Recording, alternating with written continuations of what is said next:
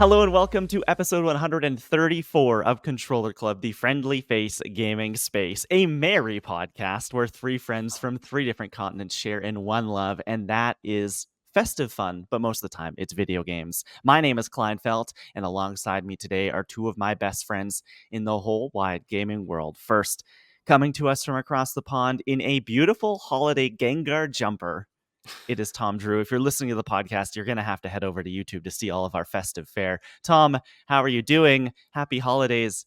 How are you feeling? This is a weird podcast every year, as it is the last podcast of the year. We will next year enter year number 3 of Controller Club. What do you have to say for the audience here at the end of 2024? Um, that's just wild to me that we've been doing this for this long. And if you've been here since episode 1, thanks. And even if you haven't, if this is your first episode of the podcast, it's gonna be a weird one, to be honest, to jump right into. But thank you for listening. I mean, it's really grateful you just want to listen to us yap about games every week. It's very nice and humbling. Next up, it is journalist extraordinaire, the Australian abroad, aka the Canadian in training, wishing for a white Christmas, don't know if she's going to get one. Lauren Rouse. Lauren, how are you doing? What's going on?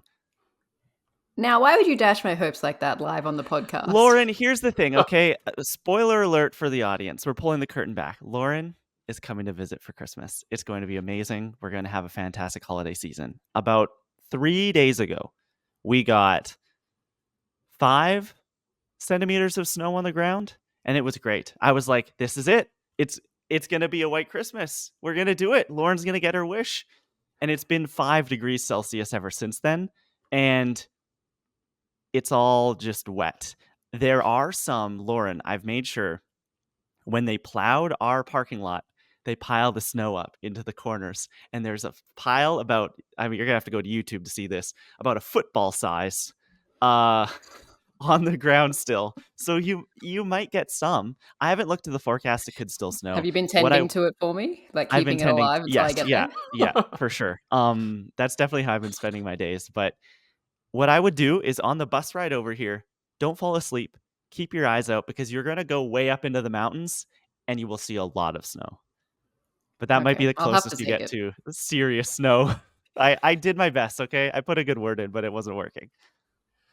Yeah, it will be my first Christmas in Canada, my first winter Christmas. So it's going to be a very strange and wonderful time of the year. And I would really love it if Canada would show up for that, just putting it out there into the universe. Send an email to Mr. Trudeau. See what he can do. Although he's kind of busy right now. We're not going to get into that. Anyways, on today's show, it is our last show of 2024. And you know what that means? It is Game of the Year time. We are going to hand out some hardware in an award show that I don't know if I dubbed it this last year, but I'm dubbing it this year. The Controllies. The Controllie Awards. That's what we've called it. Perfect. We will be calling it that once again. But before we get into all that, we are going to get into what we've been playing over the last week or so and what we've been playing throughout 2024. Last week, we talked about our PlayStation wrap-ups, went through those. They kind of run down everything. It's kind of a Spotify Wrapped for your gaming habits if you're a PlayStation gamer. This past week, the other platform that we primarily play on, Nintendo, released their wrap-up as well. Steam also released theirs. I put in a total of, I think it was like 12 hours on Steam this year. So we're not even going to get into that. So Nintendo Switch wrap-ups, let's do them. Guys, who wants to go first? I went first last week, so Tom, do you want to go? Yeah, I'll take it, sure. So it starts off with the first game that you play in 2024, and apparently I kicked it off on the very first day of 2024 with a little game called Unrailed, which Lauren and I have played together before. But yeah, I guess that was the first game I played this year on my Switch. But yeah, it tells me that I've put 21 games this year in 144 hours. I don't know how that compares to you guys on the Switch. My most played games were Balatro. No surprise there. 25 How many hours? 25. Okay. So a couple runs, I would say, within that. And then surprise, this is maybe the biggest surprise for me here. Number 2, Cult of the Lamb, which is a recent game, 22 hours. And then number 3 is Phoenix Wright, the first one, basically, which is at 19 hours, which is kind of crazy that game is that long. Then it breaks it down a bit more into my favorite way to play is apparently action, and then it goes to adventure, and then Playing cards is 11%, which is kind of funny. And then yeah, my most played month was May. Apparently, 31 hours played. So I guess I was really going through it in May. But yeah, that's about it in terms of that. What about you guys? Was May when you traveled? May is when you came to Canada, so it's probably Yeah, why, because you yeah. had big long plane rides and stuff I like had that. time to play Yeah. games. Yeah, so that's probably it. I played a total of 15 games in 2024 on my Nintendo Switch for 100, perfectly 100 round hours. I did that. I tried for that one. My number one game at 29 hours was Paper Mario and the Thousand Year Door remake. I totally had forgotten that I'd like played through that game this year, but I did, and I played all the way through to the end. At 28 hours, trailing 1 hour behind, was The Legend of Zelda Skyward Sword. So I was in the backlog this year. We were going back, we were playing the classics, and then at 19 hours was Balatro. My top genre was action, then adventure, then role playing cards. 12% of my 100 hours. I guess that makes sense if I only played 12 hours of it. And my most played game, or my most played month, was July, where I played 22 of my 100 hours. It's almost a quarter of my playtime in July. I don't know why. Probably because that's when I was like deep into the Thousand Year Door Duffy and wasn't playing anything else. Lauren, what about you? All right, I started off my year on the Switch by playing Red Dead Redemption, which I never went back to, but I will one day. I played 6 games this year for a total of 47 hours, which is pretty good for me on the Switch, I'm not going to lie. My most played game was, naturally, Animal Crossing at 26 hours, followed by Cult of the Lamb at 12, and then Plucky Squire. And my gaming genre was character driven at 42%, followed by action and adventure. So yeah, my most played month was November, which I think is because that's when we were doing Cult of the Lamb. So um, that's right. Oh, but it's actually tied with August, which is when I was traveling and in London with you guys. And as you know, I was playing Animal Crossing a lot, even when I was around you guys. So that's why that happened.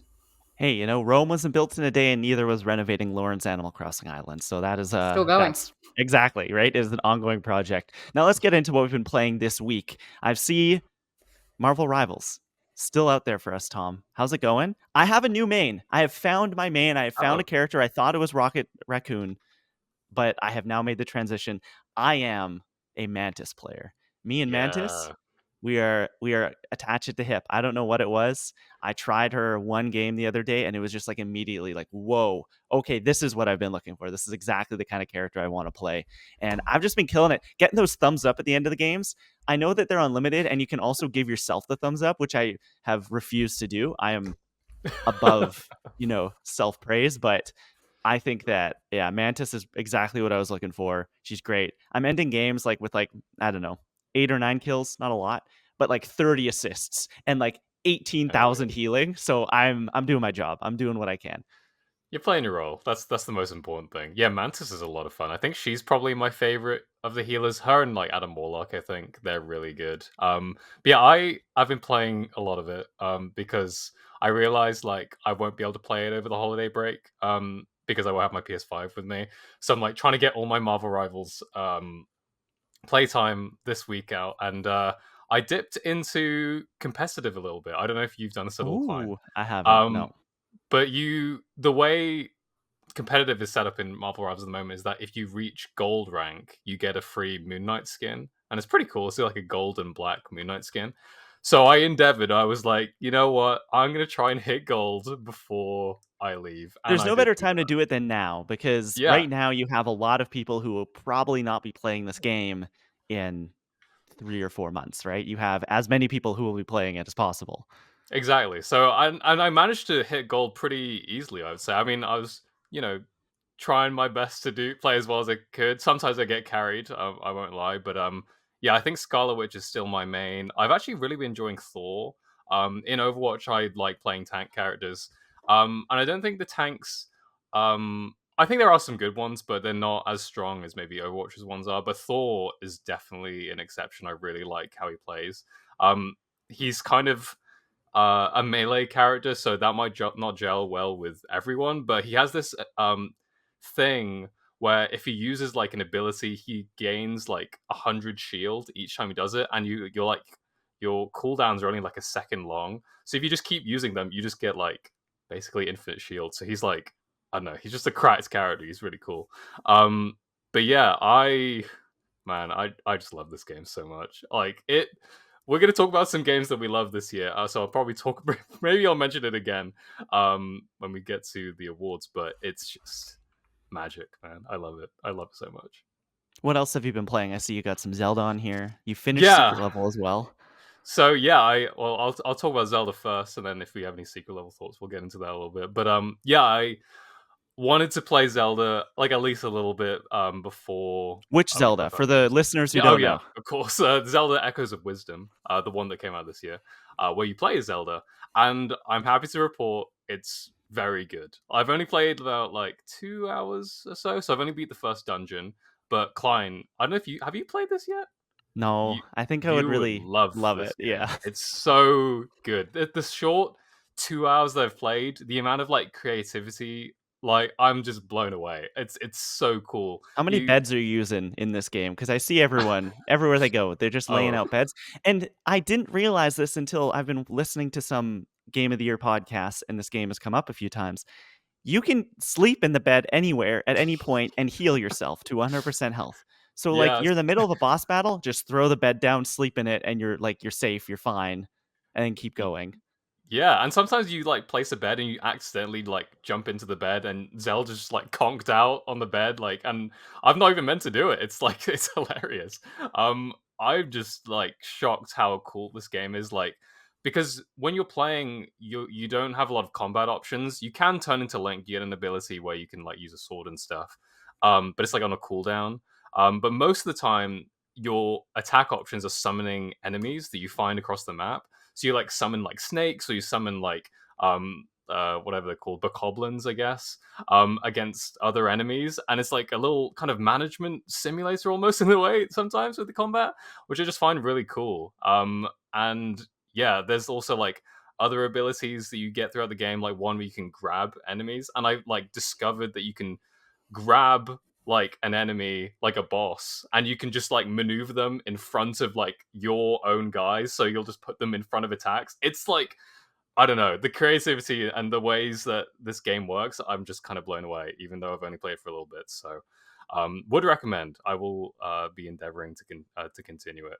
But yeah, I also kept watching Secret Level. I haven't watched all of them because I just kind of wanted to cherry pick the ones that I found the most interesting. And I don't know if you guys have seen. Have you guys watched the rest of it yet? No, not yet. I watched like 2 or 3 of them, I think. I went in order. So I've seen Outer Worlds and Mega Man. And what's the Okay. one after that? I'm not sure. I don't think I got past that. Okay, yeah. I watched, I think the Mega Man one, the Spelunky one. There's probably some other ones that I'm missing. I think the Mega Man one is probably my favorite one of them. Oh, It's the that's shortest good to one. hear. Okay. Really? Yeah, I really liked it. I thought it was like really faithful to the games and has the Okay. music as well from the games, No which way. is amazing. Oh. But yeah, so I like that one a lot. But what do you think, Lauren? Well, I guess that's because I have no history with the games. I thought it was really boring. I and What's so mega I about just this man? well, and I guess it's like this is where it is kind of handy to have a backstory with the game coming into this, because me approaching it as an outsider, I was just like, what was that? Sure. So I just went on. I actually quite liked Outer Worlds though. Okay. And I haven't played that either, but I thought it was quite a touching story. So I'll be interested to see what you guys think of that.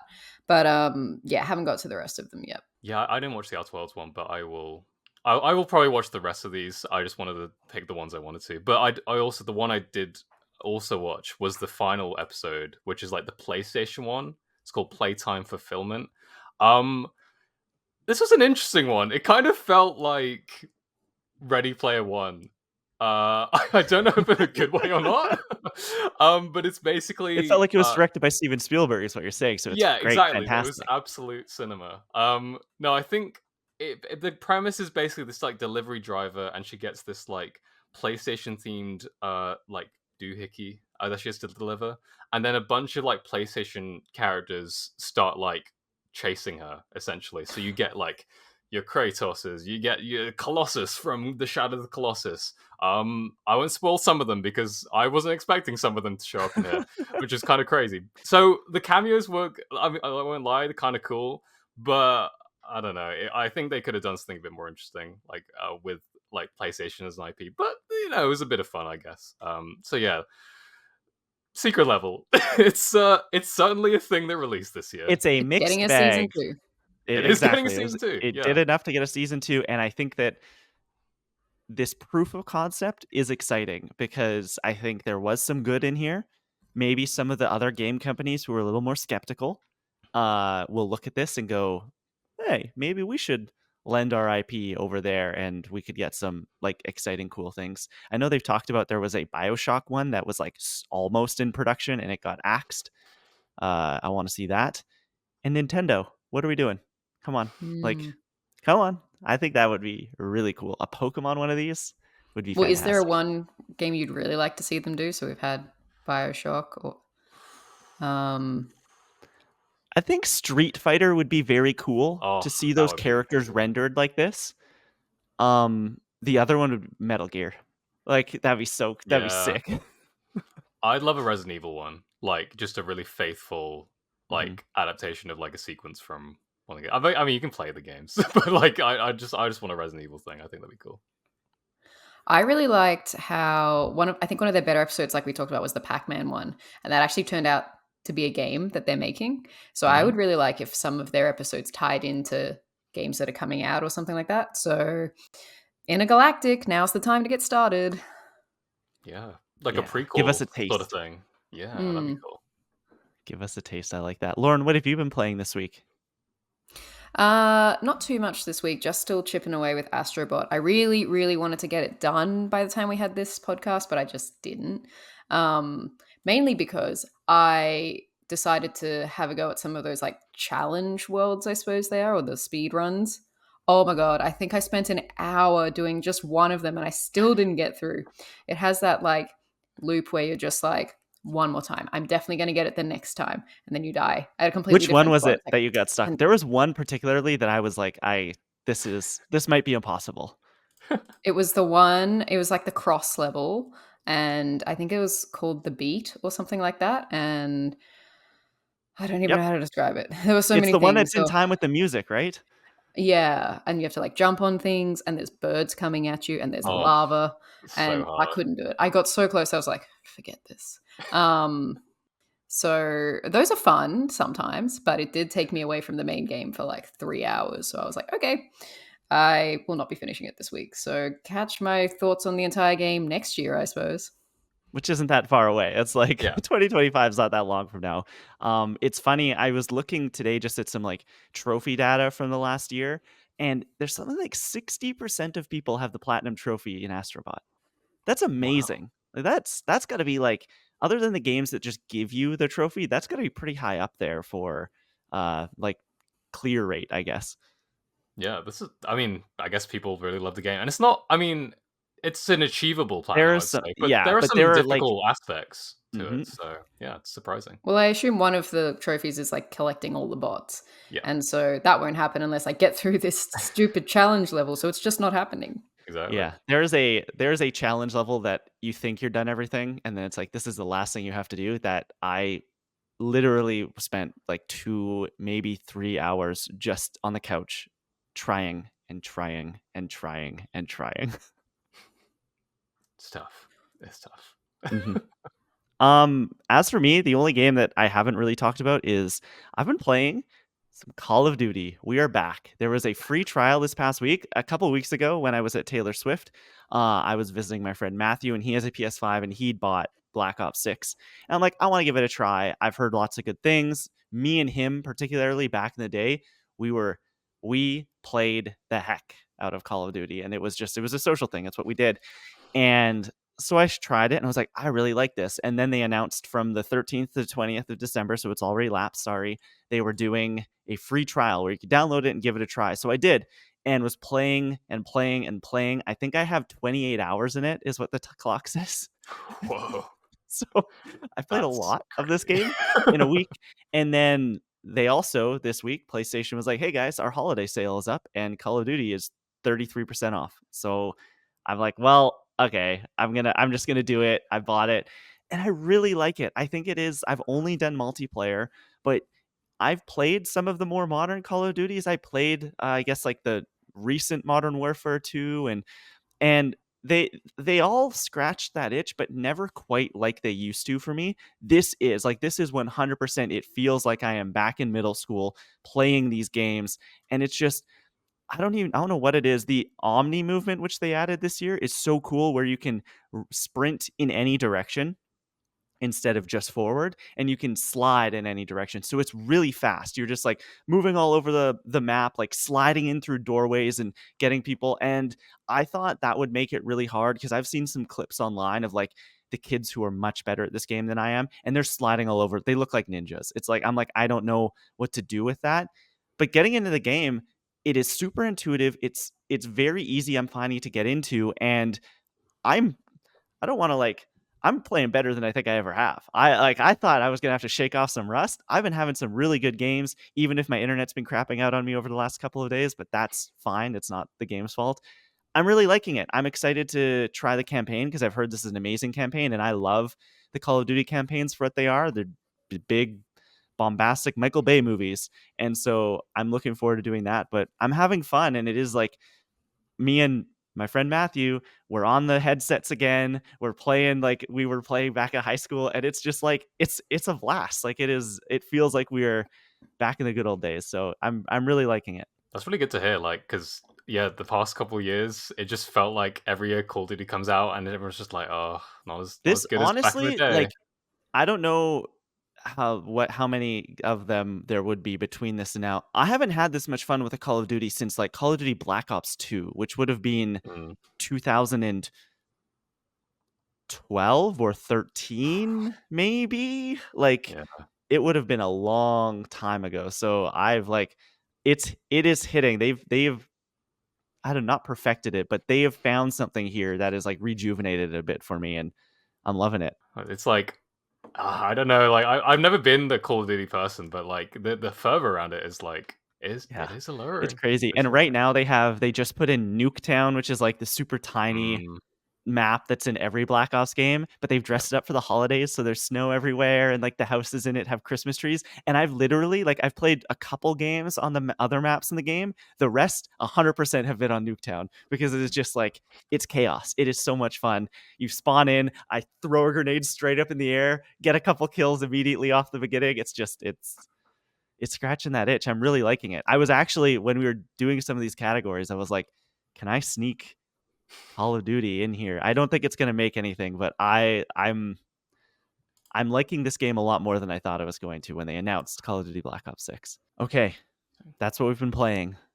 Let's do this. We don't have any news this week. The game industry is asleep. It's the holiday season, so we're going to get right into our Controllies, our very own Game of the Year awards. We've got a few categories we're going to go through. We're going to go category by category, each of us bringing our winner.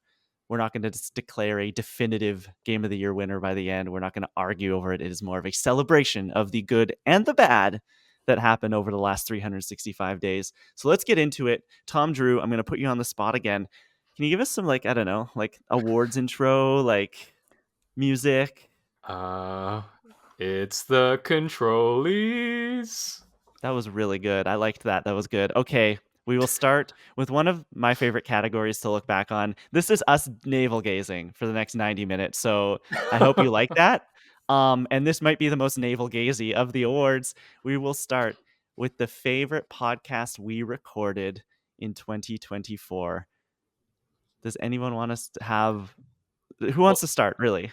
look, well, first of all, I just want to say, if you are listening, if this is your first episode of the podcast that you're listening to, this is just a good recommendation for other episodes of the podcast that you should check out that we think like are worth your time. So, I think that's fine. You know, it's a Yeah, we're good not just giving recommendation. each other awards. You're Yeah. not just patting each other on the back. You know. I Yeah. mean, we might.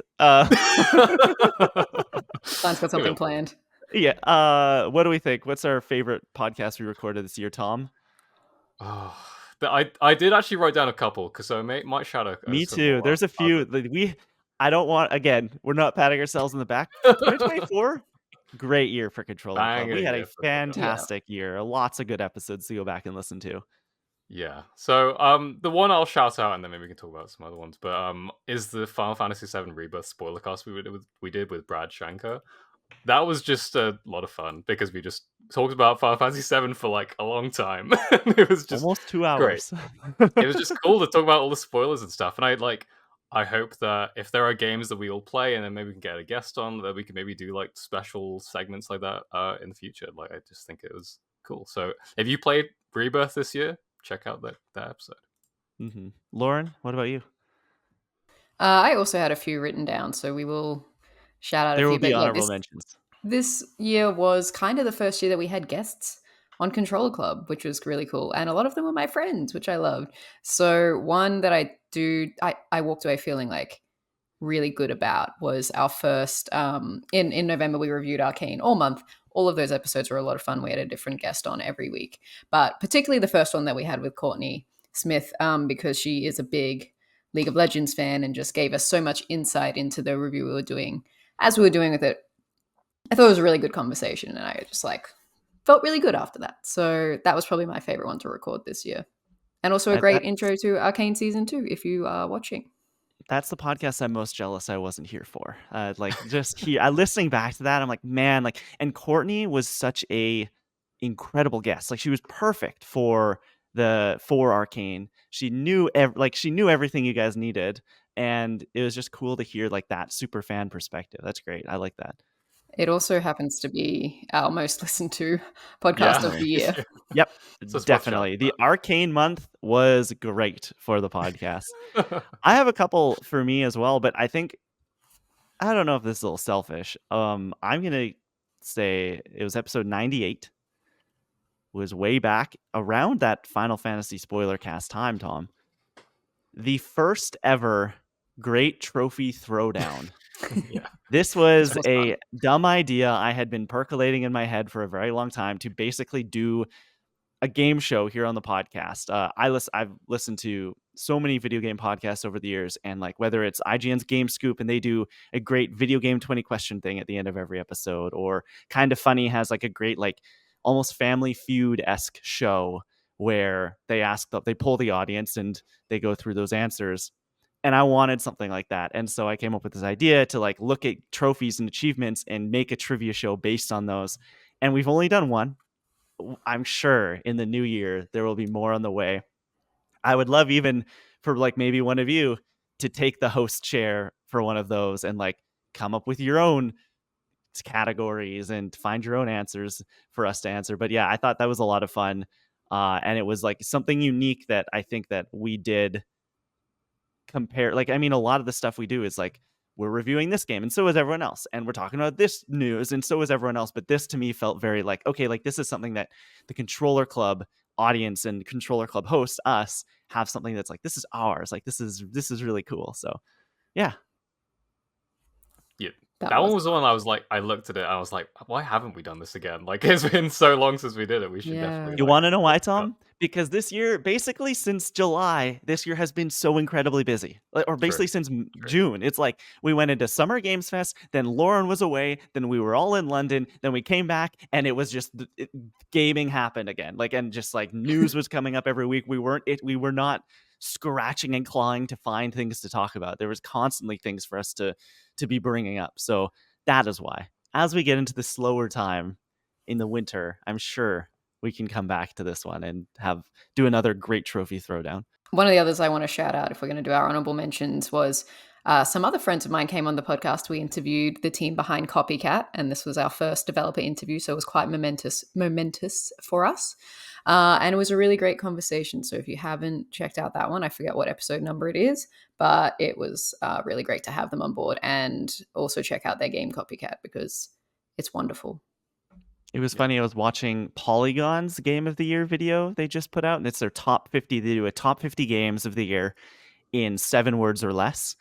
And Copycat was not in the top 50, but it was showcased. They talked about Lil Kitty Big City, and they mentioned all the great cat games of 2024, and Copycat popped up, and it was like, oh, like we know them. Like, that's fantastic, and they probably will listen to this episode. So, yeah, they were absolutely fantastic. Do you have any honorable mentions, Tom?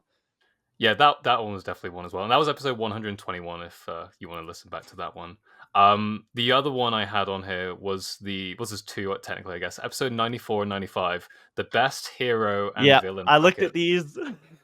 I really enjoyed that because it was just like it was just chaos. I mean, it was the most cursed thing ever. Like trying to Anytime we do a debate bracket, these it's things. so much Yeah, fun. Yeah. it gets crazy. So I just love doing those things, and hopefully we do more of those soon. But yeah, I just loved breaking that all down. I think it was actually I won't spoil it because if you don't know, then you Go should listen. listen to Go this listen. episode. But yeah, Yeah. it was a lot of fun. I think my only honorable mentions would be our London travel stories episode we did. We all met for the first time all together this year, which was absolutely amazing and incredible, and something I never ever thought would actually happen. Like, I went to Europe, Lauren went to Europe, and we all toured around and had so much fun. And we just getting to do that podcast. We had a guest for that podcast. We had my wonderful spouse Gabrielle show up, and it was just us recounting the amazing things. I think that was very navel gazy as well, but it was like, we're a family here on Controller Club, and like getting to look at the family sometimes is a lot of fun. And then the other one is something that I've been like really proud of, and something that I personally don't have a lot to do with on the show, is not a particular episode, but this is the year that we decided, let's try video. And we're on YouTube. And Tom, you do these amazing edits. You put up these amazing videos. And Lauren, you make these absolutely incredible clips from the show. And I'm just like so proud that we have ventured into that space, and we've seen success with it. Like, I remember looking at one of our first TikToks that like popped off, and it was like, whoa, like, people are seeing this, and people are saying things, and people are leaving us these amazing, we got one this week, amazing, beautiful, very nice comments. And if I had to pick one like video that I am most proud of, it's just from a couple of weeks ago. It's the Game Awards live reaction. Like, that was something that I have always wanted to do with this show, and wanted to do with my friends, and getting to like sit down and do those live reactions. We've done a few of them now, from various state of plays and things like that, but doing it live made it different, having that like that viewer interaction. I think that's going to be something that heading into 2025, we know how to do it now. And now it's just like, okay, like, let's make it better. Like, let's refine it, and really like engage with the audience in that way. Cause I think that you listening, you watching at home, really liked it. We had people coming in and out, and they were talking, and people made Tom play Infinity Nikki, and it was the best. Yeah. On that note, like, we are, of course, we want to do more of what our audience wants to see. So get in the comments. Tell us what you like, what you don't like. We are like malleable. We're open to trying new things. And yeah, that's like going into the new year. I know we're only on our first award, and we've been stuck on this for ages. But Oh yeah, the next while we're ones talking about Yeah. while we're talking about ourselves here, we really want to do more of what the people want to see. So please hit us up in the email, in the comments, in the chat. Just let us know. And if that's a full let's play of Infinity Nikki, so be it. You know, I'll do what the people I want. don't know if you can do a full let's play of it. That game is never supposed to end. Like, you finish something, and the next day you show up, and there's 30,000 more dresses for you to acquire. Klein, if the people want it, I will make it happen. Okay, Tom. I promise I will make it happen. I will let your full-time employer know. Next up, the gaming news story of the year. This is where we pick a particular news trend, news story, something that happened in the last 365 days that we think defined 2024. Our answer, and it might be fitting depending on where we go with this one, our answer for 2023, all of us said the exact same one, and it was, there are incredible amounts of layoffs happening in the gaming industry. Unfortunately, that didn't change. It did not change. Is that anyone's answer for this year again? Because I thought about doing it. I went different this year. I want to do something happy. So did I. Okay, I think, can I start? I have one that I think was like, just the more I think about it, the crazier it is. My headline comes from August, September time. The whole Concord fandango. Basically, Concord gets shut off, if I had to put it down in a specific headline. the fact that this game, this major multi-million-dollar PlayStation Studios project, had betas, had bespoke controllers. It was their big game to start the fall.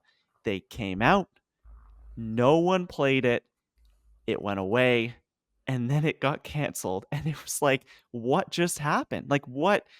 It was so when they turned it off. We had a conversation here on this podcast when they turned off the game the first time, and they were like, "We're taking a step back." And we all talked, and there was some debate between the three of us. Will this ever show up again? And I think Tom and I think you two were both very adamant that like it'll come back. It'll free to play. Like that's what they're gonna do. It'll come back free to play. And I think there was a part of me that thought, yeah, like that's obviously going to happen. But then it's like, why would they move this way? And the fact that now it's just gone.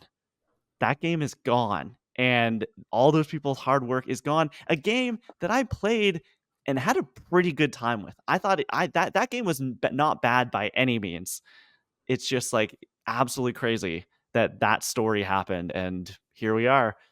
The last Concord merch officially taken off the PlayStation Store this past week, and all we're Secret left level with is episode. secret level episode. That's it, and it's gone. It's wild. And especially, I think it's even crazier in the wake of the fact that Marvel Rivals comes out and it's got like 20 million players. Yep. I know it's different because that's a massive IP, but like, I don't know. It's just Tom, it's if you want to crazy. compare it to a game that isn't nearly as like primed for success or wasn't, PlayStation themselves put out Helldivers this year. Yes, not a directly competitive multiplayer game, but that's a games as a service that worked and like caught fire. And I think some people were looking at Concord going, maybe they do have this. Maybe they can figure this out. But it didn't. They didn't. Yeah, it's a big shame because they did try something, which I totally respect. They were like, we're gonna create our own Overwatch or something like that. We're not going to rely on the big IP. And I worry that this is like a sad state of the industry, which is that IP is the only thing that works now. Unless you're going to be a new Destiny or you're going to be a new, even Helldivers had a game before it. Like, I'm just worried that that's where we're going now. Is just brands are it and original ideas are not, unless you're maybe in the indie space or something like that. And it was a real shame. This was an insane story. Like, just the way it unfolded. I mean, even Suicide Squad Killed the Justice League, again, a brand, but like that was very much like panned a lot more than Concord was, and that's still around.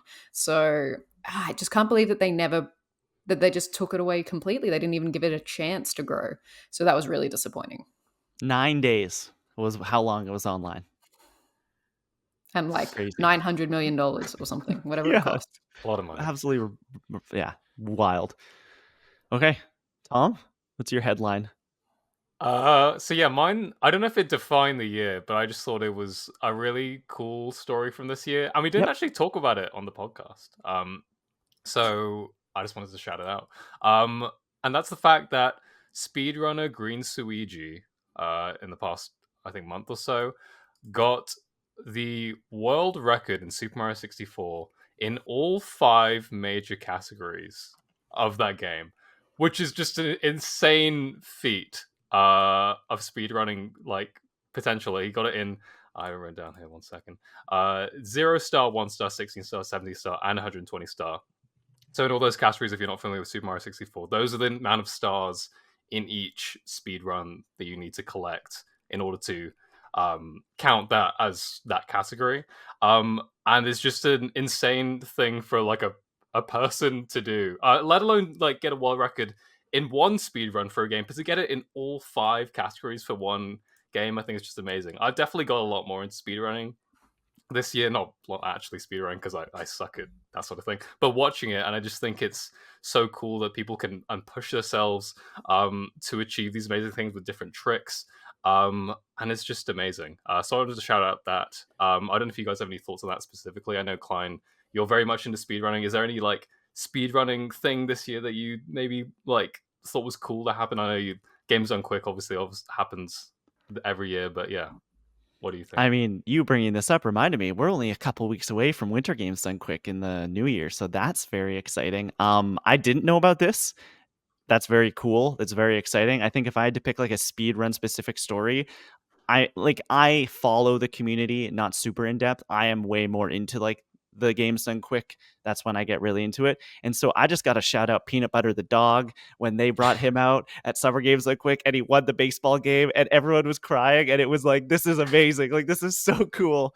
I'm like getting emotional thinking about it right now. So I think that's like the coolest. I'm really, when you bring that up, I'm actually really looking forward to with the winter games done quick.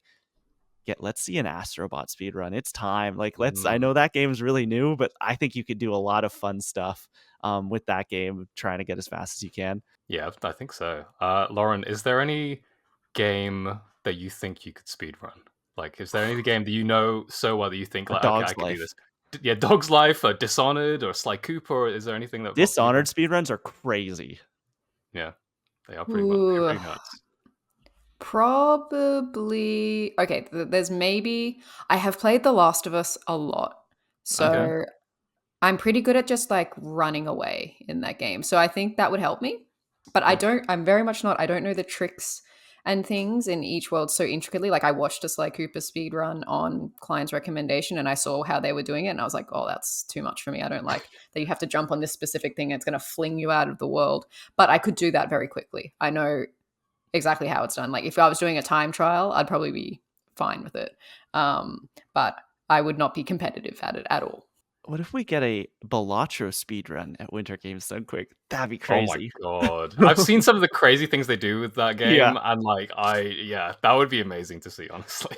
Lauren, what's your gaming news story of the year? So just to be different, because I did also have Concord on the list. My other backup was it just happened a couple of weeks ago. We finally found out what Naughty Dog is working on. It's called Intergalactic: The Heretic Prophet. We reacted to it very live on the live stream, so you can go see our raw reactions there. But it was just so great to know that what they were doing back there. All three of us are big Naughty Dog fans, and we've been hearing the rumors and speculating over this, but we really didn't know. Some people were saying it would be The Last of Us Part 3. Maybe they will still do that. Some people were like, it's a fantasy. Others were like, maybe it's Uncharted 5. But no, it's something new. It's a sci-fi. We don't know when it's coming out, but we did get a trailer. And so now we can just speculate over that for the next like 2 to 3 years. And it was so, I think you can go back and watch our raw reactions, but just how different and how cool. Like it's so not The Last of Us, and I think that is what gets me so excited for that game because it's just like this is Naughty Dog having fun again. Like it reminded me, like, oh yeah, like these are the people that made Uncharted, and these are the people that made Jack, and these are people that made Crash Bandicoot. I mean, a lot of those people aren't there anymore, but like that DNA is still there within the studio, and I think they're going to channel some of that here. And it's not necessarily going to be goofy, but it's going to be vibey, and it's going to be like it's gonna be fun, and I'm really looking forward to that game. I don't care what the angry internet commenters say. I'm excited. Yeah, I want to play this woke game. I don't care. Like, it's Yeah. gonna be cool. Yeah, this is exactly what I wanted from Naughty Dog. Like, so it was everything. It lived up to every expectation. In terms of a reveal. And every time I think about the fact that we're gonna get Atticus Ross and Trent Reznor doing a video game soundtrack, I'm just like, oh my god, Yeah. inject it into my veins. I need it. I need it right now. Next up is the most disappointing game of the year. Last year, even though Tom didn't necessarily play a lot of it, all three of us said Starfield.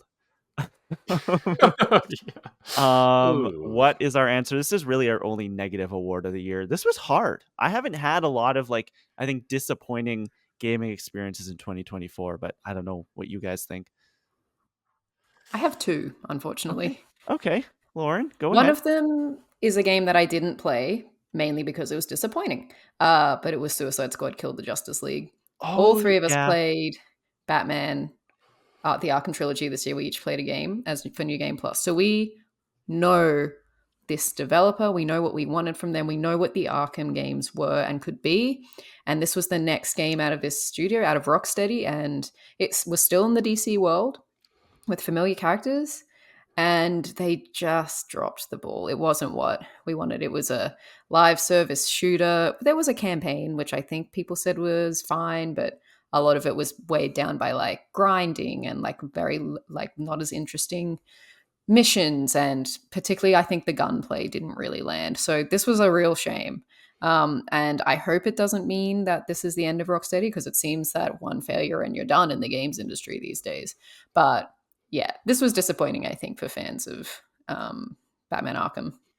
I don't know if you Yeah. saw the news, Lauren, but in the last 5 days, maybe, they announced that there will be no season 2 for Suicide Squad. They are done. So they're moving on to whatever's next. I mean, But it lasted longer than Concord. it did. Yep. Yeah. And, you know, fair play to them for, like, at least continuing it for as long as they Oh, did. yeah. They got to Deathstroke and they got it out, which is good, I guess. But yeah, it is a shame. I mean, I only played the, like, I guess it was a beta or, like, a demo sort of thing when that came out. And, like, I thought it was... I remember thinking it was better than I thought it was going to be, but also just, I don't know, it didn't connect in terms of the gameplay, which is the most important thing, you know, like with that sort of game.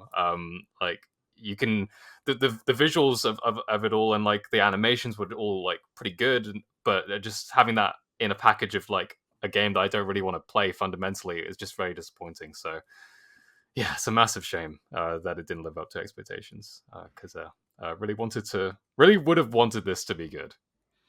Yeah. Mm-hmm. My second one, I don't know if either of you will have this as well, but so this was a game that I did play and I still liked it. I'm going to put it out there. I liked the game, but my expectations were too high for it. And that was Star Wars Outlaws. Yep. That's my answer. Mine too. Yeah. Yeah. So it was good. I enjoyed it, but it was just so not what I wanted it to be. I think they have patched a lot of the things that we talked about in our review since then. So if perhaps I'd waited a bit longer to play it, which was never going to happen, I'm a Star Wars fan,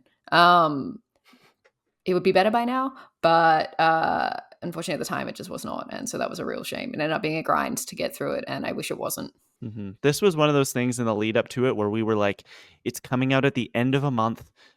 This is a perfect new game plus. We'll play it that month. It'll be huge. It's a Star Wars game. It's going to be massive. And then the reviews started trickling out, and we were all looking at each other going, are we sure we want to do this? But we did.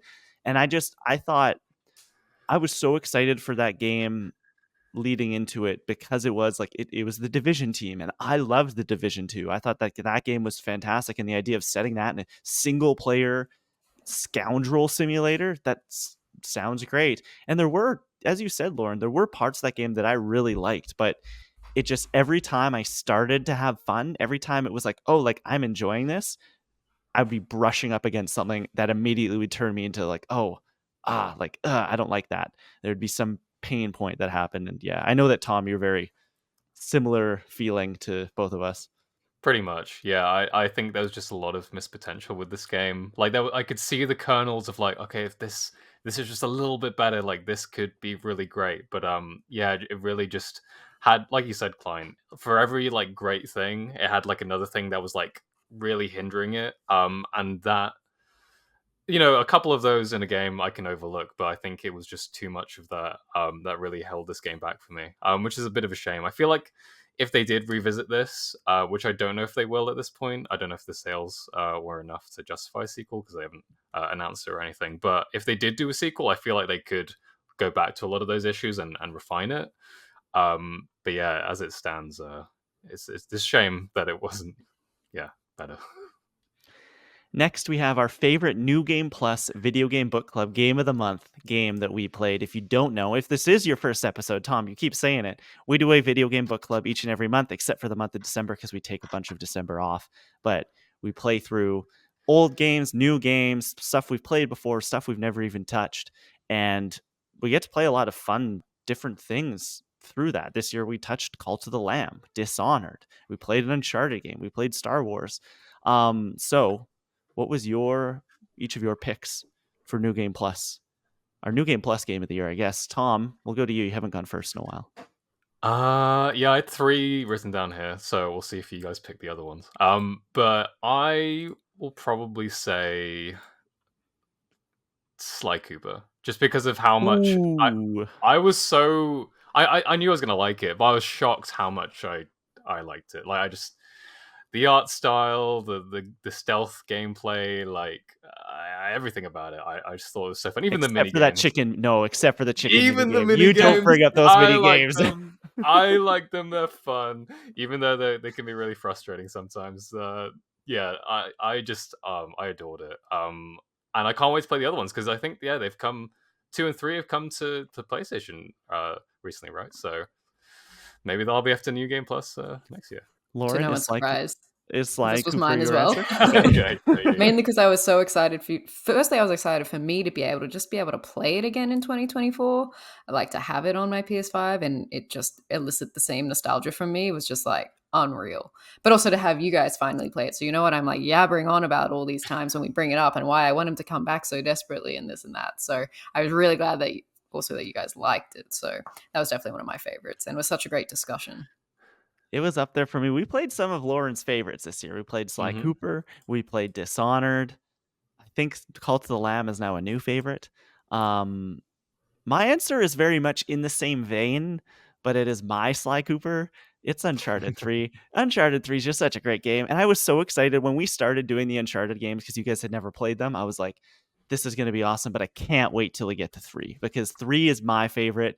3, I think, is maybe not the best of the franchise anymore. I do think 4 is like, if I'm going to recommend one, I'm going to recommend you play 4. But like that moment at the beginning of the game where you flash back and you're all of a sudden young Drake. I remember that blowing my mind the first time I played it, and I could not wait. I was like, oh my gosh, I can't wait to see what Lauren and Tom think about this. And or the moment where you're in the cruise ship and you go through the level and it flips over because it starts filling with water. And I remember us talking all about that, thinking like that's like the coolest thing.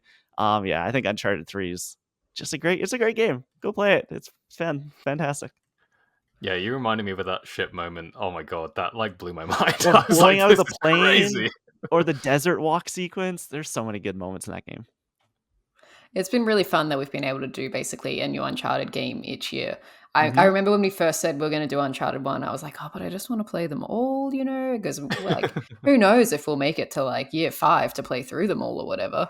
And here we are. So Here we are. stay tuned for Uncharted 4. Oh, I can't wait. Oh, Uncharted 4 is going to be the best because I think one of the number one things you guys have bristled up against is that they feel like PS3 games. Uncharted 4, let's get rid of this. Is a Last of Us studio now. It's going to feel completely different. Okay, next we have our favorite gaming moment of the year. The best, most memorable, favorite moment you had while gaming this year. This can be, I think last year I said like the final fight at the end of Tears of the Kingdom, or it could be something that like, it doesn't necessarily have to be something in a game. It can be something that you did while gaming, something you did related to gaming, just your favorite moment of the year when it comes to gaming. Lauren, do you want to go first? No, come back to me. Okay, I'll go first. This year was very special. Very, very special. And one of my favorite video game things that happened this year was in Tom Drew's living room.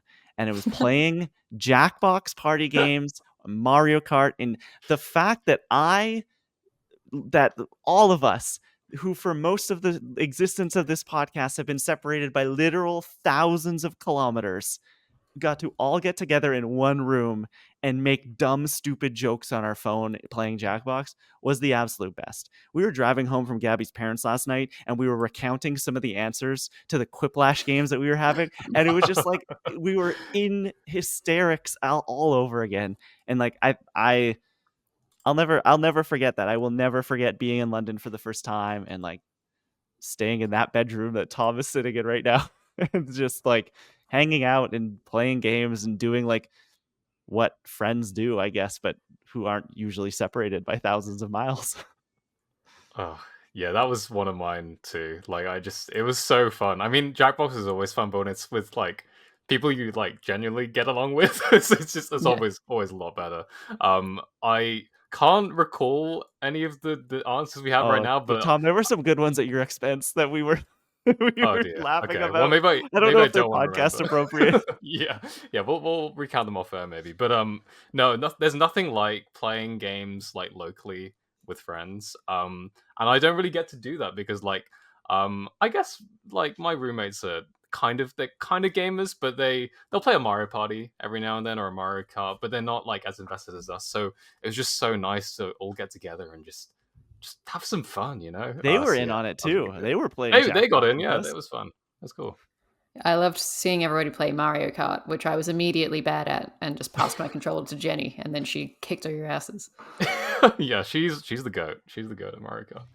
Yeah, I would like to say I'm not very good at video games, except for Mario Kart.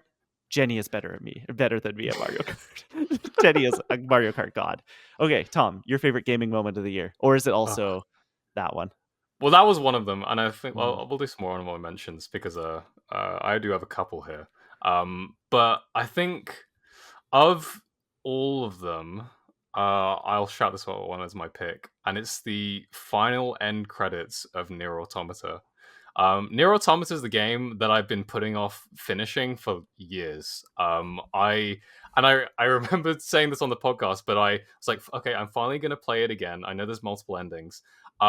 But I booted it back up and I realized that I was literally like 10 minutes away from the first ending of the game. And I was kicking myself because I was like, I just had to get like just a little bit further and I would have found this like incredible game. And it's honestly like changed me. Like the way that this game handles like its themes of like what it means to be human and all these like big questions. But the thing that I love about the end credits is that it basically every time there's a you go through an ending and then have to replay through the game. There's like this song called "Weight of the World" and it plays through. On the final time you do that, you play like a shoot 'em up section, which you do a lot of in the game. But you're doing it with the end credits, so you're like shooting the credits. And there's like things you have to dodge and stuff. But there's a point where you keep dying and you keep having to replay it.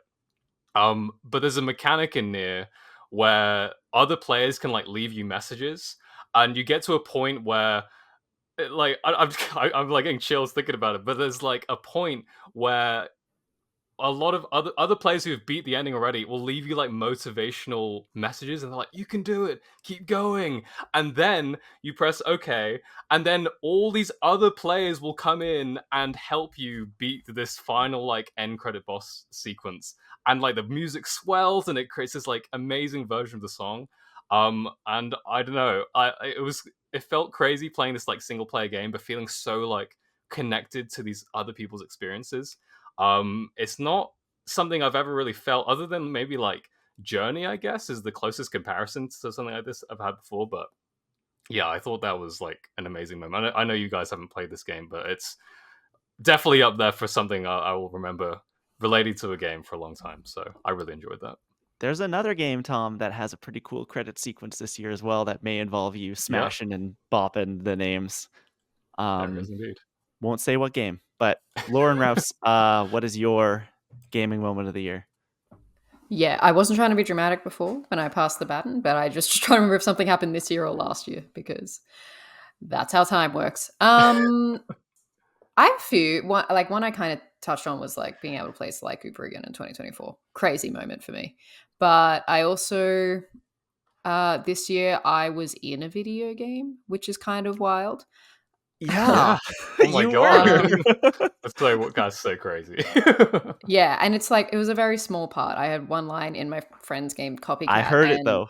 I got there and I was like, "Oh, that's Lauren." well, I knew when it was coming, and even just hearing it, I was like, "Wait, that is me!" It's so strange. It was so surreal because I don't know. You never know what gets cut in these processes and things like that. So to hear it was just insane, and it's not like a career-defining performance or anything, but it was very very cool to be a part of a game this year, and I'm very proud of that game and my friends who are a part of it and everything that they've done. And I was so happy that I got to be involved. Might not be the last time we talk about that performance, Lauren. Oh God. Oh yeah. Yeah, developers, if you're listening, I know we have a couple who listen. If you need voices for your games, get at us. I went to voice acting. There was voice acting classes at broadcasting school. I'm ready to go. I'll send over a demo. Okay. Next is the best developer / studio. This is the studio or developer that we think had the best year, whether it's based on their output or various other factors. Anyone want to go first? Lauren, because you dodged the bullet last time, pass the baton. What Okay. is your winner, or who is your winner, I guess? I don't have many too strong feelings about it this year because I think a lot of developers did really great stuff. But I'm probably going to pass it to the obvious one. I think Team Asobi had an amazing year. They are the team behind Astrobot, and as we all know, Astrobot is like sweeping awards categories left and right. But as someone who is currently playing it, they just did something that they just overcame all these odds with this game where, like we've talked about, Astro's Playroom was kind of just that game that came on the PS5, and for them to just come out with a mainline, full-priced, expansive, like installment of that, and to make it as good as it is, and to recapture the joy of mascot platforming, and basically create a new iconic like mascot platformer in this era, I think was really, really impressive. So I think they've had a great year and deserve everything that they're being shouted out for at awards and all of that. Yeah, Team Asobi rules. Probably not the last time we'll talk about him today. Yeah, they are very good at what they do, clearly. And they just clearly have a lot of love for Astro and PlayStation, and it just shows all over the work, which is always the best thing you can ask for in a game. It's funny you bring up Astrobot, Lauren, because I have another PlayStation studio that I think won Developer of the Year for me, and I cannot believe the heights that they reached. I'm going to say Arrowhead Games. I mean, they're not owned by PlayStation, but they work closely with PlayStation. These are the Helldiver 2 developers. I'm surprised it wasn't your answer, Lauren, because this game, even though I have not played nearly as much of it as you, as Tom, well, you, Lauren, not you, the listener. I'm sure you, the listener, played a lot of it as well. I'm just like, I can't believe that this game got as big as it did. I remember the first Helldivers playing it on my Vita and like having a lot of fun with it. And then they came out with Helldivers 2 and it just lit the world on fire. People are going to forget. There was 3, 4, 5 weeks in that February, March time where this was the biggest game in the world. And if you had told me a year ago that Helldivers 2 was going to do that, I would have laughed you out of the room. I would say there is no chance. It captured this like beautiful like humor and meta narrative and what it means to build a community. I think that they did like a great job of like making the people who are playing it feel enticed to continue to play it, not just from a like there's new content coming each and every week, but from a like this weird like out of game experience that a lot of these players were having when they were going on Twitter and talking about the battle that I always forget the name of and like say I was there and like the whole like when the developers were like gaslighting the community for a long time where people would be like, I think I saw like one of these things fly, and the developers like, no, that no you didn't, you definitely didn't, and everyone was like, oh yeah, you're right, no we did. But I think that it's so cool what these people have done with this game and are going to continue to do. We just got a crazy content drop, and this game is seeing players flock back to it. I was checking the Steam charts the other day, and it's again, after dipping way down, is now again one of the biggest games on Steam almost a year after it came out. And that's just like, congratulations, because I don't think that is what they thought was going to happen. I thought that they maybe thought they were going to get some success, obviously. I don't know if that's what PlayStation thought was going to happen, but it struck a chord with so many people. Yeah, I think the thing I really love about Arrowhead is like they really listen to the community, and just a really good job of like keeping that in mind, the community in mind at all times. One recent example is that they, on top of the recent content drop with like the aliens, essentially the Illuminate, they also released some like Killzone crossover skins. But there was some like backlash of like the skins maybe being too expensive, and that's, I don't even think that they were too badly priced, but what they did was like, okay, what we're going to do is we're going to release like part of this drop from Killzone completely for free. And like a lot of developers wouldn't do that, like, but they decided like, hey, we really care about our community. We're going to give you guys some of this stuff for free. So I really have to hand it to them on that level, and just in terms of like all the stuff they put in this damn game. Like I was playing some of it today, like, and it's just crazy, like what they're able to do with a lot of these content drops, and especially like the most recent one with, like I said, like the Illuminate. I think is just so creative, and it keeps it so fresh. So yeah, they had a really good year this year. I just wanted to look really quickly to put in a context. This game's almost a year old, and right now there are 118,000 people playing this game on Steam. That's crazy. Like, that's amazing. That's so good. The peak of Concord was 6,000 people.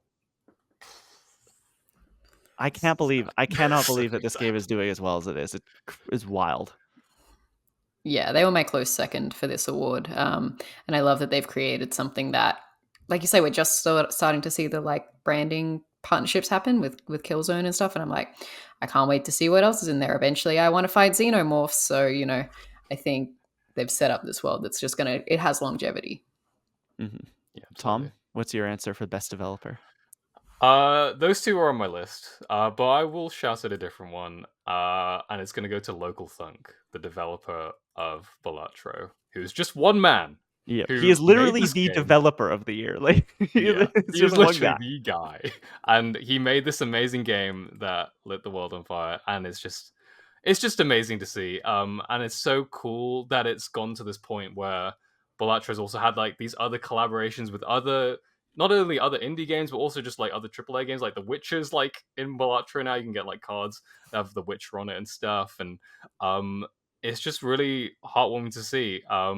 And I don't really know how like I don't really know what comes next out of this thing. Like, I don't know if there's like DLC where there's like new Joker cards or something like that. If there's a whole new game, I don't really know. But I just love the fact that he's made this amazing game. Everyone's celebrated it, and it's like paid off in so many different ways. So yeah, it's just really inspiring to see.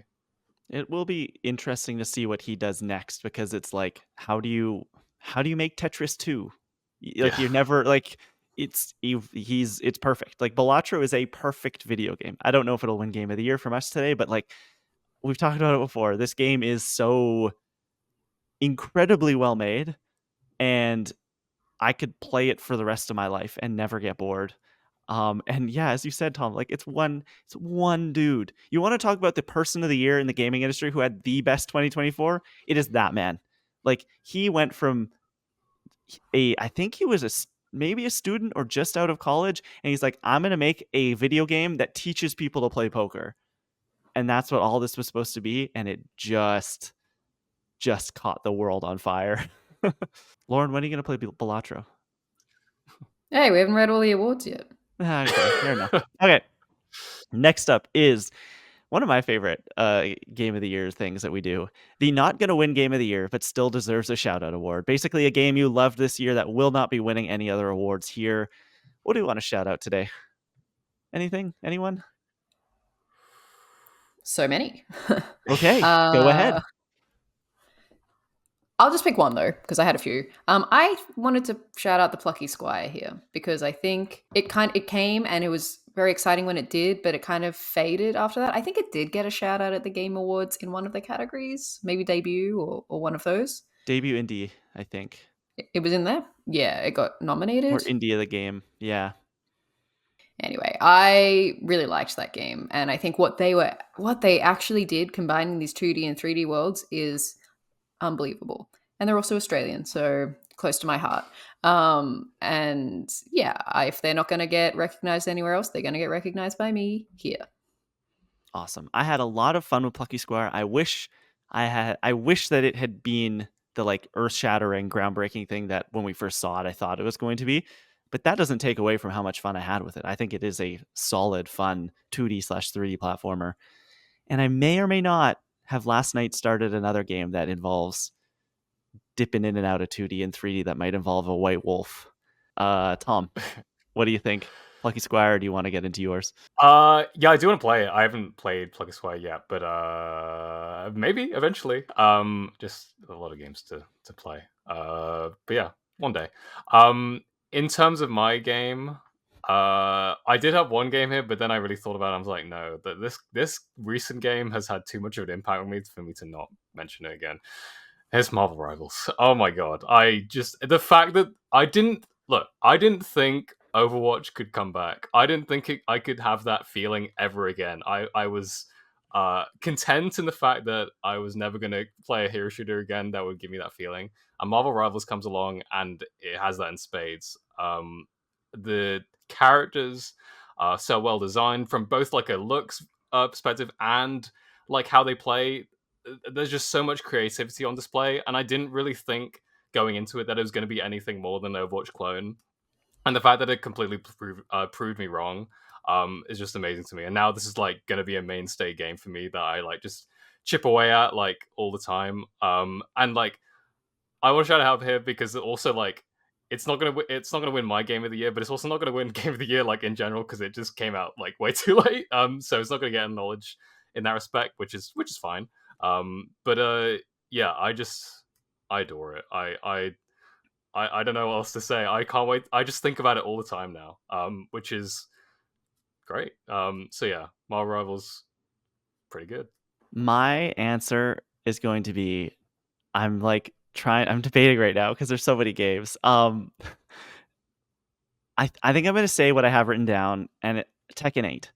This game, this is the year that I really wanted to try and like dive into like fighting games that weren't Smash Bros. And I played Street Fighter 6 and I really liked it. And then I took a dive into Tekken 8 and I'm still fiddling around with it. Like I think that this is the most accessible fighting game maybe ever, and with the most depth of any fighting game that I've ever seen. So it's really great at onboarding you and getting you into that world and teaching you the basics of Tekken, but then also ramping that up and making it so you can actually learn and get better and go online. And it also looks incredible and the characters are also cool and the music is insane. The Tekken 8 music is absolutely fantastic. There's this menu music when you pick characters that has this like guy going like oh oh oh oh like this like hype man, and it's like it's so good. It's fantastic. Yeah, Tekken 8 really rocks.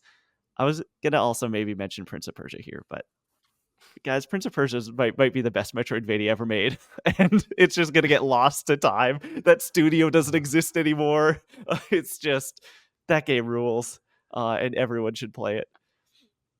Yeah, it's so sad about Prince of Persia. But yeah, in terms of Mm. Tekken 8, like I wish I'd play this. And we have a game talking about games we wish we played, but that's not what I'm picking. But yeah, I wish I'd played Tekken 8 this year because it looked so cool. Maybe if they do add Tifa, I mean that's not the Final Fantasy character that they picked. But if they do add her, it's an instant cut for me. So Clive is you know, really good. I was playing with some Clive okay. today, and he's really cool. Just the sword and stuff adds a lot. Any shout outs? Because there are a lot of we have had a lot of games. I'll quickly Hmm. don't need to get too in depth to it, but a ranger, a role playing puzzler, or a puzzle, yeah, role playing puzzler. This was that game that like looks like a Rubik's cube. Like the world is like a Rubik's cube, and you kind of like as you move upwards and around, the whole line of tiles you're on move. And I just thought it was like super fun, super great puzzle design. And there's a game that has kind of kept me company all year. It's called Pool with like 5 O's. It is the dumbest. I don't want to disparage it like that. It is so simple. Basically, it is a pool game like billiards, except you are a little white ball and there's another white ball on the screen. And when you hit your little white ball into the other white ball or any ball of the same color, it gets bigger and changes a different color. And then another ball appears at the bottom of the screen and you shoot it. And you're trying to like go as long as you Oh. can until the board gets full and you die. It's just a score chasing game. It's here on my PC. If I have any downtime ever at work, I have that open on the second browser or second page, and I'm just dragging and pulling these balls. And it might be one of the games like that I've spent the most time on this year, and it's really good. It's like Suika game, but pool. Yeah, This looks awesome. Good. yeah. Interesting. Any other shout Yeah. outs? I had one other one. Super Mario Party Jamboree. I mentioned on the show before. It's the best Mario Party game. It's so good. So I don't have much else to say about it, but it's just peak Mario Party. It's great. Haven't tried it yet. I was going to What? shout one out, but then I think it did win an award. But like Neva is really Yeah. good, but then it did win, didn't it? Yeah. Neva falls into this for sure. Falls in Tekken 8 is going to win somewhere, I'm sure, but Okay. Neva's not going to win Game of the Year at most places. Neva was one I considered as well. Great game. Good game. Good game. Next is the best gaming character or performance. I think last year we gave it to Ariel Winter in The Quarry. All of us. I think it was like, I thought it was going to be a surprise that all of us gave it to Ariel Winter in The Quarry. My answer, Lauren Rosen Copycat. Oh, Let's go. that's It sweet. was I've played so many video games in my life. I've like this year alone, if you look at those numbers, it's been more than 500 hours I've spent playing video games in 2024. And I've heard a lot of voices, but the fact that there's now a voice in a game that is somebody that I host a podcast with, somebody that I know well, it's just bizarre. Like it's just the weirdest feeling. And when it happened, I was like, it's one line as I'm running across the road as this little cat, but it hit. Thank you. I'll take my Oscar in the mail. Thank you. Yeah, I'll send it. We definitely have trophies this year. Tom, who's your gaming performance of the year? Well, the game it was Final Fantasy VII Rebirth, and I was just trying to figure out which person it was because they're all so good. But the one I Chadley. settled on is not Chadley. Oh man. Fuck that guy. The No, dog. the dog. Yeah, that could have been a good one. But I settled on one. I was like, I don't. This is the unorthodox pick, but I just really liked him, and that's Paul Tinto as Kate Sith. I loved this performance. He's basically, if you didn't play this game, he's basically doing like a David Tennant sort of thing, but what David Tennant in his like normal accent. So he sounds like this little Scottish rascally type of guy. I just thought he was so much fun. I really didn't have any expectations of like Kate Sith as a character, but he really like endeared me a lot. He's very late in the game. You don't recruit him until a good chunk into it, but he really left an impression. So shout out to him because I thought he was really fun. Kate Sith, Lauren, is a little black cat in a crown that sits atop this giant like marshmallow puff man. Sounds amazing. Yes. Would also pick that. I was debating. I was like, which Final Fantasy character would I pick? And the one I wouldn't pick is Red 13 after he like you find out what his real name is and he turns into a child and is like it sounds like it's not great. It's not the best. No. Yeah, there's some pretty good performances in Final Fantasy 7. Lauren, what's your performance of the year? Well, so I kind of picked two because one of them isn't really done by a performer, but my favorite gaming character of the year was Astrobot because he just like weaseled his way into my heart. Or it, sorry, non-gendered. I love the way he runs with like belly first. It's just so cute. And just like even if you like leave your controller idle for a minute, and then just the way the little robot calls out to your friends, and if one's nearby, it'll call back. Just so cute. Really like holds a special place in my heart, which I didn't really. I kind of thought I was past like having, new kind of favorite characters at this point in my life that were mascot platformers. I'm like, I've got my Crash, I've got my Spyro, I've got my Sly. I don't need any more. I'm not picking up Mario. I'm not doing it. And here I have Astro, and so that was a really good one. But in terms of performance, I haven't played the game, but I've heard a lot of his performance. It was Troy Baker as Indiana Jones. I just think he nails Harrison Ford. Wild stuff. Just sounds exactly like him. Yeah. I think I'm just gonna say it right now so we remember. When this game comes to PlayStation next spring, I think we have to play it. Like I think there has to be a new game plus because I gotta play this game. You have a PC. I do, but I just canceled my Game Pass. And also, I don't know why. The PC gets really loud when I play games and it freaks me out. And I know it's fine. I know that's just what PCs do, but it freaks me out. So I've like my PC gaming has definitely declined because of that sound. It scares me. Fair enough. Yeah. Well, we'll talk. We'll talk about He's perfect. It's great. I don't want to accuse anyone of anything, but like the fact that there is no AI or post-processing or anything on that voice, that it's just him is wild. Like it's Harrison Ford. Like that is Harrison Ford. He even said it at the Game Awards. He's like, when I heard how good he was, I wish they'd called me. Exactly. It's wild. Oh man, Harrison Ford's speech at the Game Awards was definitely a moment. Okay, next is a new award we are introducing this year that we are deeming the Hindsight Award. Essentially the number one game from 2024 that we wish we had played but didn't. We can rectify this at some point. This doesn't need to be a game that will sit in our backlog forever. But for right now, we have not touched these games. Does anyone have a pick that they want to get out there? Lauren, you kind of, I think, teed it up earlier. I think that we should vow to play these games within the next year. Otherwise, I don't know. We lose a Oh point by no. this time Okay. next year. Okay. I know this will be trouble. This will be a problem for you too. But anyway. Oh god. Tom Yeah, and I have some gaming to do, I think. Ooh. I had a couple, but I'll go with the obvious one, which was Balatro. Everyone's talking about it. I know that I should probably play it, but after my Marvel Snap addiction, I'm just like concerned about what my life will become if I get addicted to another card game. So, perhaps when I have some travels coming up and I have extended time to focus on it, I will play Balatro. But that's definitely one that I was like, oh, I wish I'd played so I knew what everyone was talking about. But for my own mental state, I can't right now. You'll know eventually. Then you'll Yeah. know the hype, and it's not going anywhere. Like people still are like raving about it, so find out. You'll see the light. Tom, I think we might have the same answer. Do you want to say it on 3? Oh, we don't, because it's a game that you've played that I have. Oh, okay, never mind. Not. Go ahead. Yeah. It was a game you've mentioned in the past couple minutes. It's Prince of Persia: The Lost Crown.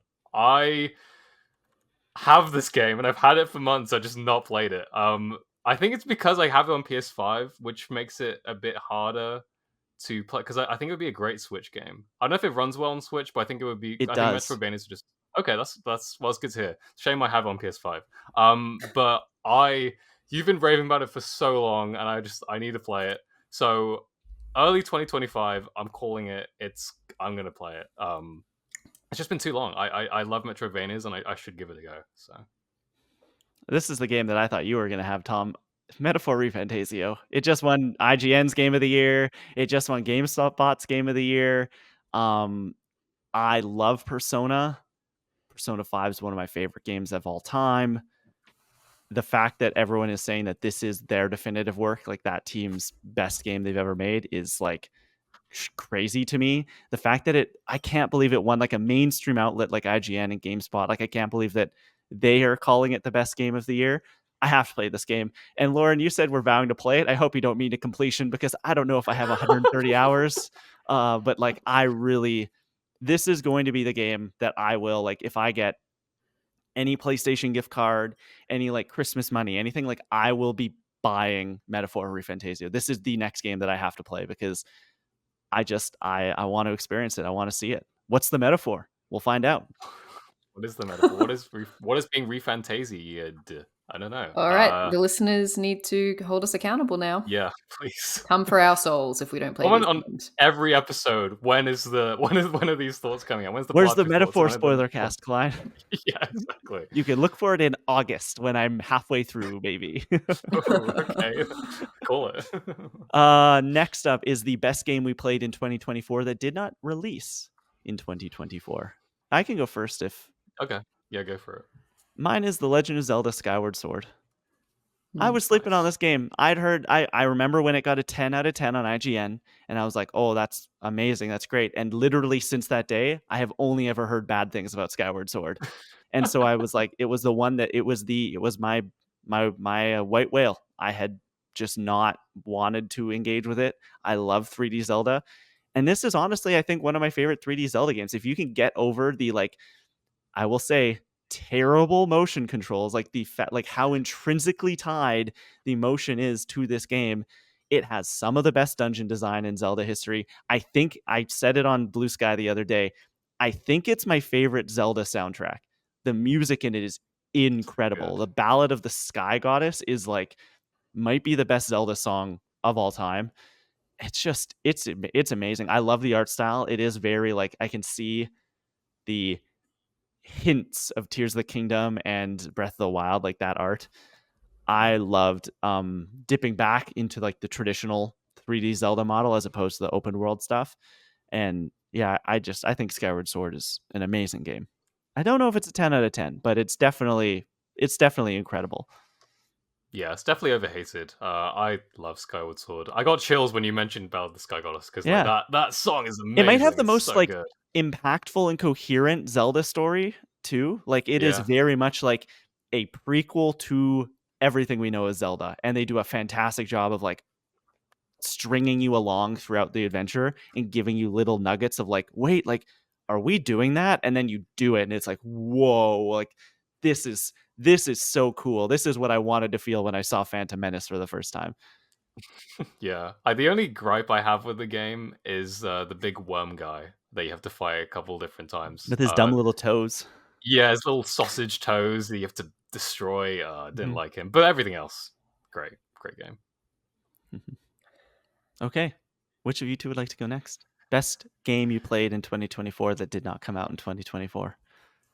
I think mine's probably pretty obvious because I've declared it proudly on our New Game Plus, but if Cult of the Lamb had come out this year, it would be my game of the year. So it was definitely the game that came out this year that I was most excited about, the most that I got the most infatuated with, and regretted not having played earlier, despite everybody in the world telling me to, and it happening all around me, particularly when I was working, with the Kotaku team. Like, they were covering it quite heavily. So I was like, I know that this is probably good.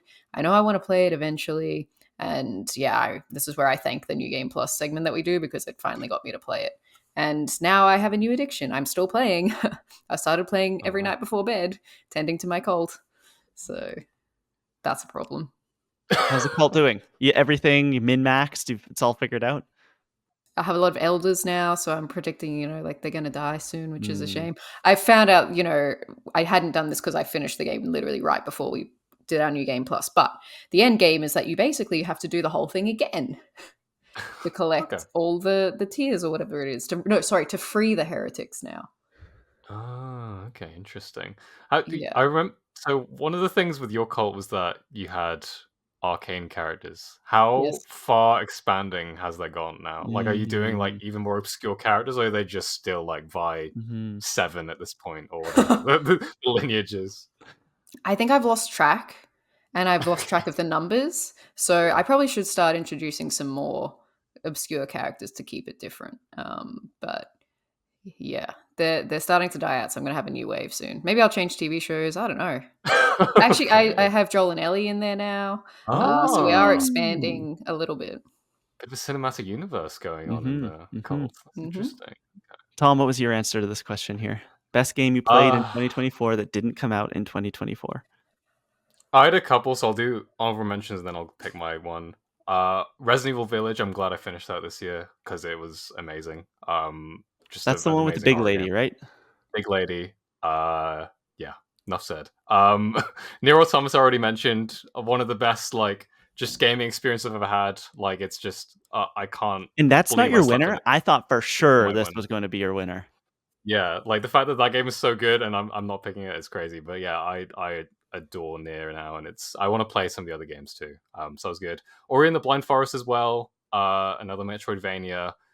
Just I can't believe how well this game runs on the Switch. It's like magic. It like runs 60 frames no problem, and it looks gorgeous. I was blown away by Ori. But my game, the best game that I played in this year that didn't come out this year, was Cyberpunk 2077. This game is crazy, man. And it proved to me that Lauren's been saying it all this time. Cyberpunk is Because actually a good you hadn't game. finished it, right? When we did the Yeah, New I Game hadn't Plus finished discussion it. last Okay, year? yeah. Yeah. Okay. So and I barely even played it when we played our New Game Plus discussion, to be honest. So playing it properly and then playing Phantom Liberty, I was like, Lauren was right. Phantom Lauren Liberty was rocks. so right. It's just I think about Cyberpunk all the time now. It's just so good. And Phantom Liberty like takes it to another level, like you said. Like, it's just like a playable Mission Impossible, essentially. So it's a shame that we won't get a sequel for like, I don't know, maybe 10 years, but it'll be worth the wait, I'm sure, when it finally comes out. I'm excited to see what teachings from 2077 the Witcher team like brings in. Mm. Like, that's something I really, when we do get to Uncharted 4 for New Game Plus, which we will be doing, you instantly see like, oh, like this is a post Last of Us Naughty Dog. I'm excited to see what a post Cyberpunk like Witcher game looks like. Hmm. Yeah. Yeah, it took a while to get there, but it did get there, and I'm very glad that it did, because we've seen a lot of games go the other way, and now I'm glad that this will live on. They'll make a sequel from this, thank God. Because I mean, originally when it came out in 2020, you probably would have been like, "This is it. They're not going. They're going to leave this behind. They're going back to The Witcher." But I think they'll make another one, and that's really exciting. It's funny you bring up that game, Tom. It was my answer last year. Oh, interesting. Mm-hmm. Okay. Because Yeah. that was my New Game Plus, the favorite thing we played last year. It was just that game rocks. Cyberpunk is. I'm going to go back. I think that game's so much fun. We have 2 awards left. One looking to the future and one honoring the present. We will look to the future first. Our most anticipated game of 2025. I'm Yeah, curious what I said last year. Do you have the list, Clyde? I don't, but I can get it very quickly. Oh, okay. Continue, Tom. Yeah, well, he gets that up. I will say my game, because I had a couple here. I'm going to say the game that I don't think either of you will say, and that's Doom: The Dark Ages. I played 2016 Doom and adored it. I played Eternal and I really liked it, but I didn't think it reached the heights of Doom 2016. So I'm hoping Dark Ages does. And from the trailer, I mean, it really does seem like it does. I mean, you have like a shield with with razor blades on it, and you can chuck it around like Captain America. I mean, it looks amazing. So I am so excited for this game. I think it comes out soon as well. I think like March maybe. So it's not too far away. But looks great. I can't wait to get my hands on it. I don't want to be the bearer of bad news, but we stopped taking notes last year about halfway through the categories, and I do not have an answer for what we had last year. I remember there being some Star Wars Outlaws talk. Oh, well, we'll never know. I'll have to go back and If listen. only it was recorded and posted somewhere. I should have done my homework. But anyway, I'm even excited about Doom: The Dark Ages. I'm like, maybe this is the one that I start to play, as long as it's not scary, because I just can't do that. Those games aren't it does look necessarily very, very scary, cool. but they are like, there's some, I wouldn't call them horror games, but it is grotesque. Yeah. A lot of things that run at you. Yeah. Which freaks me out a little bit. Then you have the heavy metal kick in and you have a chainsaw and you just like, I don't care. It doesn't matter. The power fantasy like overcomes you for sure. So yeah. Lauren, what's your answer? I have a feeling this might have been my answer last year, but I'm not 100% sure. But it still hasn't come out technically. Hades 2, I'm still waiting for it to fully come out. I'm pretty sure next year is going to be the year. But I'm also, so that's probably the one I'm most excited about. However, I also just want to shout out Ghost of Yotei. I played Ghost of Tsushima for the first time this year, and I still haven't finished, but I will. And I really, really loved it. And it made me, everything that they seem to be doing with Ghost of Yotei is like even more exciting to me. So I'm really looking forward to that as well. I want to, before Ghost of Yotei, try the DLC that I never touched. The Curse of Iki Island Ghost of Tsushima DLC. And like the Legends version where you can play multiplayer, that looks fun too. And they throw in some like supernatural elements in there, and that sounds fun. I might cheat here, but I want to just say the Nintendo Switch 2. I mean, I had that as on, but I don't think that counts. Guys, we're gonna get a new Nintendo console next year, so that is crazy. That is awesome, and hopefully we get a 3D Mario game. That's just my fingers crossed.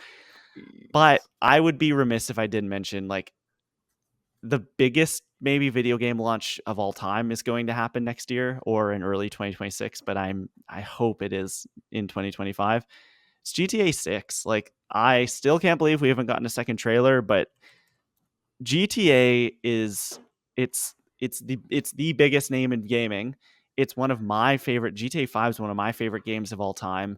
I can't wait to see what a modern Rockstar game looks like on PS5 with all the trimmings, the ray tracing, everything. That trailer, I've gone back and watched it so many times since it came out a year ago, and it is still like, how does this game look like this? Like this looks amazing, and I can't wait. It's going to be so much fun. And then when they release online, and it's actually going to be like, the best part about GTA 5 was like the online was so much fun, but it had a caveat, and that was it was a pain to do anything in it. It's like once you got into the games, it was so much fun, but the menu system, the lobby system, everything, it didn't work. A modern GTA Online is going to be fantastic. Like they're going to fix it. GTA 6 next fall. Book it. It's going to happen. It'll be a big one. The thing that gets me really excited about that game isn't even necessarily the game itself, but when we actually see, like, when it comes to like Summer Games Fest time and we're like getting like deep dives into like the gameplay and we get all that stuff, I think it should be so exciting to devour all that stuff. So yeah, I can't wait. Yeah. Lauren, GTA? Oh yeah, I'm excited. Okay.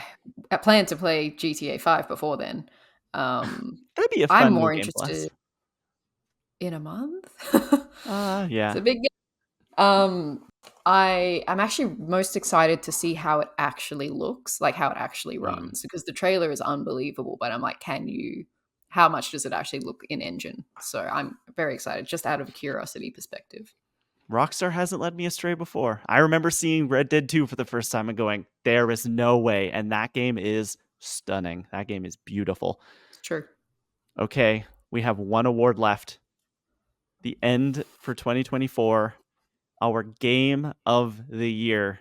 It's been a pretty great year, I think, in games. About probably halfway through the year, I remember having a conversation going, is it going to hit the heights of 2023? I don't know if it did. 2023 was an all-timer, but there were some fantastic games that came out here in 2024. So let's get into it. Game of the year. I'm wondering if we all have the same answer. We'll see. We'll see. Maybe. Lauren, we'll go to you first. Your Okay. game of the year for 2024. So this year, I feel like looking back at it, there weren't any one single game that I was like, this is my ride or die. I cannot wait for this. Surprisingly for me, it was a pretty quiet year. Obviously, a large chunk of that was taken out with traveling and moving and this and that, not having a PlayStation, blah, blah, blah. But I really did deliberate about this because there was two. And I think the one that I'm picking is like, if they hadn't done the update for this recently, I don't think it would have won. But Helldivers 2 has just surprised me continuously throughout the year. I think that's probably why I'm choosing it, because it's like something that I never would have seen myself loving. And now it's like a part of my routine. Like I have regular sessions with friends that I play it with, and I never get tired of it. It's like my new Fall Guys, but it's so completely different, obviously. And I was seriously debating putting Astro up there because I really am loving it, but because I haven't finished it, and also because they gave us the Illuminate update, I have said on this podcast that the reason I thought Helldivers was getting a little stale was because there was no new content. They turned around, they gave me exactly what I asked for, and it's like right back up there again. So that really like pushed it over the line for me at this time of the year. But I love Helldivers too. Democracy. On Democracy. Yeah. Yeah. Helldivers 2 is a game that the number one game I wish I had put more time in 2024. I did not have a group of people playing it, but every time I have played it with people on comms, hanging out with you guys, it's the most fun I've had in gaming in so long. It is just like, that game is a miracle with just how crazy and how silly it gets and how great it is at making those moments that I love in games. And I think it's one of the reasons I love something like GTA is those moments that you have that no one else has had in that game. And those water cooler moments where I can sit around with somebody and talk about Helldivers and be like, hey, I had this happen to me, and they've had a completely different experience because it is so just like experiential, and it is so great at providing those like really, usually they're really dumb, silly moments, like when Tom calls in an orbital strike right on top of Lauren and I's head when everything is falling apart, and it's like it's not good. Or usually they involve Tom when Tom decides I'm gonna go the exact opposite direction of the two of you, and then Lauren and I look around and we're like, where did Tom go? And Tom's like, they're all over me. And we're like, well, we can't help you because you're gone. You went the other way, man. Yeah, I just love causing havoc. What can I say? No, the game is so good, and you get into all sorts of antics. I just love whether you're playing with people or just randoms. It's so fun having this like communal thing that you're like working towards. As much fun as like competitive multiplayer games are, I do love that cooperative aspect of Helldivers. Even just like the random conversations that people will have over voice chat. Like I was saying, I was playing today, and like these people were talking about like they were playing together. They're clearly like friends. And the other one guy was like, "Yeah, I got my boy in this game." And the other guy was like, "Oh, is your boy Tomtastic?" And the other guy was like, no." And I'm just sitting there like, "Oh, this is very strange." But no, you just have like weird interaction like that, and people like also getting really into like the whole lore of it, and really fighting for democracy. I think it's so cool. So yeah, Helldivers 2 definitely up there for me as well. Okay, Tom, what's your game of the year? Yeah, I also deliberated between, I guess, like This three was hard. games. This There's is like I have difficult. 4 games that I'm like, I don't know, like these are all amazing. Yeah. So it's really tough, and there's plenty of games that I didn't even get to this year that if I had played, maybe they would have like taken the top spot. But to be honest, as soon as I played this game, I kind of knew I was like, this this is it. This is the one, and it's Balatro. It has to be Balatro. Similar to Lauren, like I didn't think I would like a poker roguelike essentially. Like this is a completely like a game that I never thought I would like, but Balatro proved to me that like that is just like I don't know. It just proved that like that this is a game that anyone could really enjoy. And taking this concept of poker and turning it into this format, is just so addictive. And then not even just the gameplay, but the whole presentation of it all, wrapped up in this like beautiful art style, with just like the most satisfying little like sound effects and like the music and um I just adore it. I could like you said earlier in the show, Clint, I could play this game forever. This is like the new Tetris for me. If I'm on a flight and I need to like do something for a little bit, I'll just play this game. And yeah, it's so damn good. I was listening to Min Max. They have the Min Max podcast is fantastic, and they do these crazy like 5-hour game of the year discussions. And one of they just released one that isn't actually doesn't even include game of the year. It's just different categories similar to what we're doing today. And then they're going to do another 5-hour podcast of just game of the year. And in that favorite things, one of the categories is like I think it's just like most satisfying thing or like best thing in a game, and the thing that won is the fire effect in Balatro. And you want to talk Yeah, about sound effects, you want to talk about dopamine hits to the brain. When it starts counting and it slowly is getting faster and faster, and the score turns on fire, and you know immediately once the score is on fire, you've won the level. It's fine. But you just, those numbers just keep climbing and it gets faster and faster. And there's a point where if you have it optimized enough that it's just it's just this like I don't even know if it's a clicking sound, but it's just clicking so fast, and you're just like you feel like the same feeling you do when you're fully leveled up in an RPG or you're the Doom guy shooting demons in the head with a shotgun. It's like this like weird power fantasy that these you're just collecting numbers. And yeah, Balatra's magic. Like I don't understand how this one guy, how he did it. I'd love to talk to him. really would. Yeah, You're definitely making it one that I really want to play in the new year, so I'm glad I gave it my hindsight award. Yeah, play it on Switch. Get it on Switch and yeah, make it your like playing your even like Yeah. I'll have nights where we're It's on watching mobile just too. like it's on yeah. You phone can too, play which I've actively avoided because I know once it's there, like once it's sitting on my desk all the time like that, it's over. It's done. Like Mm. yeah, the rest of my life is gone. I'm happy that we all have different games because mine isn't anyone that's been discussed. Um there were some amazing games. I think that when we did our Final Fantasy VII spoiler cast, Tom, both of us were talking. We're like, it's going to be hard for anything to top it, and I think it's a credit to the games that came out this year because it was topped. And I think that I have to go with a game in my favorite genre, and it might be one of my favorite ever in that genre, and it's Astrobot. Like the fact that this year we got a game of the year level 3D platformer that wasn't made by Nintendo is remarkable to me. I am so completely and utterly shocked that Team Asobi had this in their bag. I loved Astro's Playroom.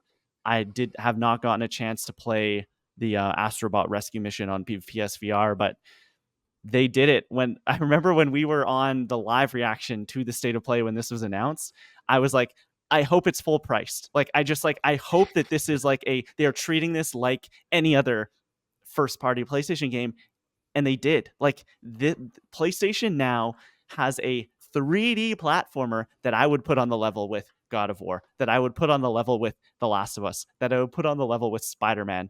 That's amazing. That's so cool. And then you also just on top of that add in that it's also just this like it's the Smash Brothers ification of 3D platformers where it's like we're going to throw in a love letter to everything that is this brand for the last 30 years.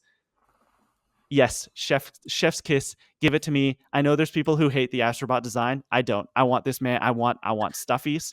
I want anything Astrobot you can give me. I want him tattooed on my body. He is just like he is an icon. And he's just his dumb little run. I love it so much with his belly out. This is the only game that I wrote a review for on the direct.com this year, and I'm glad I got to, because it was just like it's the best 3D platformer since I think Mario Galaxy in my mind, and that's pretty crazy. Yeah, it's wild that like PlayStation released one of the best Mario games ever. Like I just to say that is just insane to me. I was watching like just some videos about it again today. And just like the level of detail is just astounding. The game is so like beautiful, and like the fact that like the PS5 can allow you to do that, like the mouse power up where you can go really small. I just can't believe that's even like possible. That level It like blew my breaks mind. my Like brain. when I got Yeah. there for the first time, I was like, yeah, this is an all-timer. Like it's just It's from like, that it's moment on, done. I'm like, you guys can't do anything wrong from here. Yeah, it's just moments like that, and the fact that that's just one of like maybe hundreds, like it's crazy to me. That the game is as good as it is. So yeah, this was like, was it a number 2 for me? I don't know, like because there's also Final Fantasy 7 Rebirth, so, but it was definitely up there. I was definitely like really having a tough time trying to decide. So I'm glad you shouted it out. This was like easily my number 2. It was almost my number 1, but I just haven't finished it yet. And that's like a tribute to like how good it is on the whole that it can grab me this late in the year when I've been playing Helldivers all year, you know? And I think for me, like everything you said, but it's particularly that love letter part that is just like so satisfying. Like some of the levels I've loved the most have been the ones that are tributes to other games. Like when you get to hold the axe as Kratos or shoot the gun like you're Nathan Drake. Like it's so cool. And I love that they were able to do that. I love that everybody got on board to allow them to do that and that they took it and ran with it and made it so satisfying in every single way.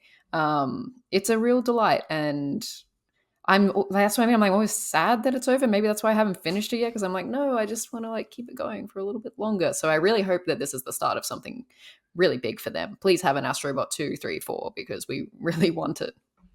It's amazing. It's a great love letter. I love too you bring up those levels, and it is like, yeah, we have Nathan Drake. Yeah, of course we have God of War. And then we're gonna do an Ape Escape level, and we're gonna do a Loco Roco level. And it's like, this is you guys are going deep. Like I really dig this. I think it's the only 3D platformer where I've ever like cried because of sheer joy. I was just like, I can't believe this is happening. And it happened multiple times just with like the cuteness overload.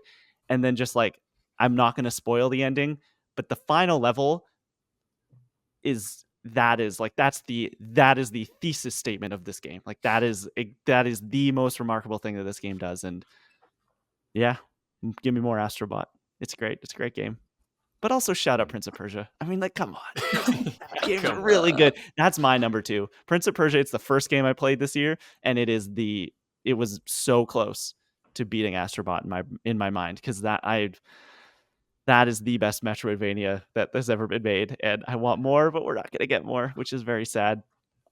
Okay, those are Game of Years. Do we want any honorable mentions? Anything else? Anything you're looking forward to in 2025? There's a lot of things to look forward to. But I was saying when I was looking over our like best podcasts and like seeing what we had done this year, I'm really excited for the start of next year. We've got some really great segments that we do at the beginning of the year, like our predictions. We're going to do Fantasy Critic. There's so many things I'm excited to just like get into next year. So it's been a wonderful year, and I'm already excited for what's next. We will wait to bring up Fantasy Critic until we do that draft, because there are still things can change.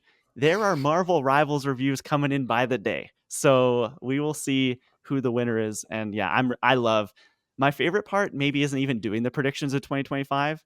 It will be looking back at what we thought was going to happen in 2024. Yeah. Oh god. But yeah, so we'll be doing that. That'll be the first podcast back when we get back in 2025, and then we'll do a Fantasy Critic, and then we will start the rest of the content. Unless the Nintendo Switch 2 drop happens, then we're dropping everything and we've got to shuffle some things around, but that could happen at any moment. But we want to know, dear listener, we want to thank you for joining us on another year of Controller Club. I can't believe that 2025 will be year 3 of this thing. If you want to let us know over the holidays what you've been playing, what your game of the year is, just wishing us a Merry Christmas. We want to wish you a Merry Christmas, a Happy Holidays to you. But you can do so. You can follow the show, Twitter, @controller_club. We are posting over there. Also, @Controller Club Pod on Instagram and @controller.club on TikTok. If you want to watch the show, if maybe 2025 is the year you want to start doing video podcasts instead of the whole audio thing, you can look at our mean mugs, our beautiful faces over on YouTube. Please subscribe to us. Give us a like, leave us a comment, youtube.com/@controller_club. We're doing latest episodes, but not just that. As I said, Tom Drew has been working hard editing best of segments, the various other reaction moments. We also have our shorts and TikTok clips going up over there as well, edited by Tom and Lauren. You guys are doing great work. I work very well in the audio space. I've got no clue what I'm doing when it comes to video, and I'm happy you guys know that. Please rate, review us. If we could ask for Christmas this year, one thing we can put on our wish list, it would that be that you rate us and review us 5 stars wherever you're listening. It really helps out. And you can, as always, send in any comments, hellos, questions to our email address, controllerclubpod@gmail.com. Tom Drew, at the end of this year, here we are, 2024. Where do you want to direct the people? Where can they find you? And what do you have to say heading into this holiday season? I always get emotional at the end of these ones, but it's just like, I love doing this, guys. It's fun. But where can people keep up with you over the next couple of weeks? Yeah, you can find me @TomDrewArt on Instagram and Twitter. Yeah, it's just crazy that we're like at the end of this year, and I hope that everyone has a fun time over this holiday period and playing some fun games. I know I'll be playing a couple of different ones, and maybe I'll post about some stuff over on those socials. And yeah, maybe there's also like a Christmas treat coming this week. I don't know. Maybe if I have time. But if you like the character of Vi, then maybe there's some fan art coming. Maybe Don't tell Chantel. We really do. We like Vi. We like that back tattoo a lot. Yeah. Lauren Rouse, where can people keep up with you? What do you have coming up? What do you want to say to the people? You want to wish a happy holidays? What's going on?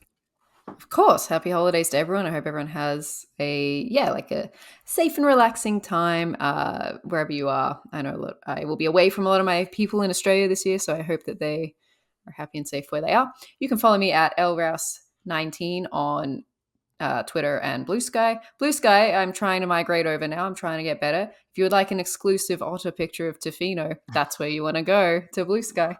And yeah, I'm sure that I'm being adopted into the Felt family this year, so I'm sure that we'll have some Christmas cheer to share over on the socials. Yeah, I can't. I'm so excited. This is gonna be so cool. Lauren's coming for Christmas. You can keep up with me everywhere. I'm at the Kleinfelt, TheKleinFelt, Twitter, mostly Blue Sky. I'm promoting the show and I'm promoting my work on Twitter, but Blue Sky is where you're getting the like unhinged Klein, I guess is what I would say. And yeah, thank you so much for another amazing year of this podcast. We love doing this. I think this has been our best year of Controller Club. I'm going to say it right now, 2025 is going to be our best year again. So we're going to do more video. We're going to do more live streams. We're going to have a lot of fun. I hope that you come along with us on this journey. It's going to wrap it up for this episode and this year of 2024. We will be back in 2 weeks. So January 7th, I think it is. We'll be back. Let me check. January 5th. We'll be back for another episode with our 2025 predictions. Again, thank you for listening. Happy holidays. Play some games. Now, let's get gaming.